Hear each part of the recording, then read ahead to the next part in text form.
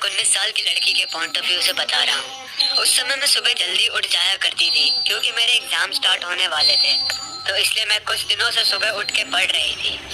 उस दिन भी मैं सुबह उठी और फिर मैं नहाने के लिए चली गई। लेकिन जब मैं नहा रही थी तब मुझे बाहर से कुछ तो आवाजें आने लगी। वो आवाज बहुत ही ज्यादा अजीब सी थी, जैसे कि कोई अपने दांत घिस रहा हो। मैं विंडो के पास गई और मैंने बाहर देखा, लेकिन बाहर तो कोई भी नहीं था। ये काफी ज्यादा स्ट्रेंज था। मैंने सोचा कि क्या पता ये मेरा हेलुसिनेशन होगा, इसलिए मैंने इसे इग्नोर किया और फिर मैं अंदर चली गई। वैसे मैं तुम्हें बता दूं कि कभी कभार मुझे पैनिक अटैक्स आते हैं, इसलिए मुझे दवाइयाँ खानी पड़ती है। तो मैंने अपनी दवाइयाँ खाई और उसके बाद फिर मैं अपने रूम में चली गई। कुछ देर पढ़ने के बाद मैं अपने मोबाइल में सोशल मीडिया चेक कर रही थी, लेकिन उसमें ज्यादा कुछ इंटरेस्टिंग था नहीं। तो इसलिए फिर मैंने डिसाइड किया कि मैं पीसी पे कुछ देखती हूँ। तो मैं अपने डेस्क पे जाके बैठ गई एंड लेटेस्ट न्यूज चेक करने लगी। तब मुझे पता चला कि हमारे एरिया में बहुत अजीब से क्लाउन्स आ गए हैं। ये क्लाउन्स बहुत ही ज्यादा अजीब हैं। ये लोगों का मर्डर कर रहे हैं और घरों में घुस के रॉबरी भी कर रहे हैं। तभी मुझे बाहर से फिर से कुछ आवाज आई।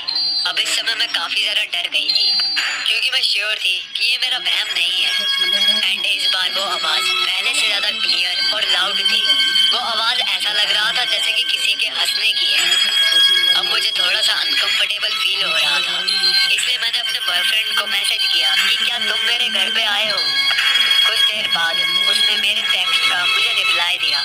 उसमें लिखा था कि मैं तो अभी पार्टी में हूँ अपने दोस्तों के साथ, तुम्हें मेरी कोई हेल्प चाहिए क्या। मैंने उसे मैसेज किया कि नहीं, मैं तो जस्ट ऐसे ही पूछ रही थी। तभी इस बार मुझे वो आवाज फिर से आई। मैंने अपने बॉयफ्रेंड को मैसेज किया कि पता नहीं क्यों मुझे बाहर से किसी की तो आवाज आ रही है, लेकिन जब मैं बाहर चेक करने जा रही हूँ तब उधर कोई होता ही नहीं।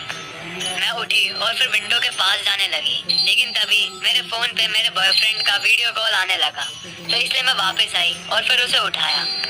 वो उस समय एक पार्टी में था। हम दोनों बात करने लगे और उससे बात करते करते ही मैं विंडो के पास आई एंड मैं उस पे पर्दे फेरने लगी, लेकिन तभी मेरी नजर बाहर गई एंड मैं उस समय बहुत ही ज्यादा डर गई क्योंकि मैंने देखा उधर एक क्लाउन खड़ा था एंड वो मुझे ही देख रहा था। तभी वो बहुत ही अजीब तरीके से वहीं पे हंसने लगा। उसकी स्माइल काफी ज्यादा डिस्टर्बिंग थी और ऊपर से मैंने अभी वो आर्टिकल भी पढ़ा था क्लाउन से रिलेटेड। वो मुझे ही देख रहा था और मूव नहीं कर रहा था। मैं काफी ज्यादा डरी हुई थी, लेकिन फिर भी मैंने उसकी तरफ स्माइल किया एंड तब मैंने सोचा कि कहीं ऐसा तो नहीं कि ये किसी का कोई प्रैंक है।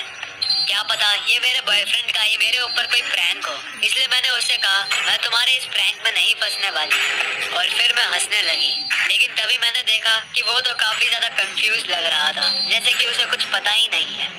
मैंने उससे कहा कि भोले बनने की कोशिश मत करो, ये क्लाउन तुम्हारा कोई दोस्त ही है ना।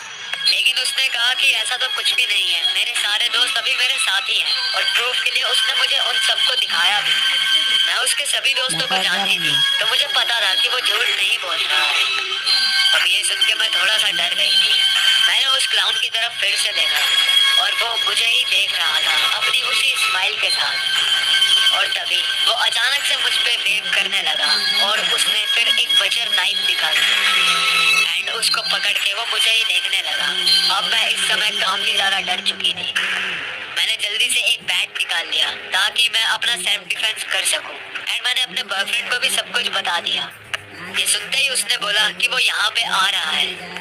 मैंने भी विंडोज के कर्टन्स बंद कर दिए और उसके बाद फिर मैं दरवाजे के पास जाके खड़ी हो गई। और तभी मुझे ऐसा लगा जैसे कि उस दरवाजे के उस साइड कोई खड़ा है एंड तब मैंने देखा कि उधर वो क्लाउन खड़ा था एंड वो अंदर झांकने की कोशिश कर रहा था। मैंने अपना बैट आगे कर लिया कि अगर जरूरत पड़ी तो मैं अपना सेल्फ डिफेंस कर सकूं। तभी वो क्लाउन उस दरवाजे को खोलने की कोशिश करने लगा।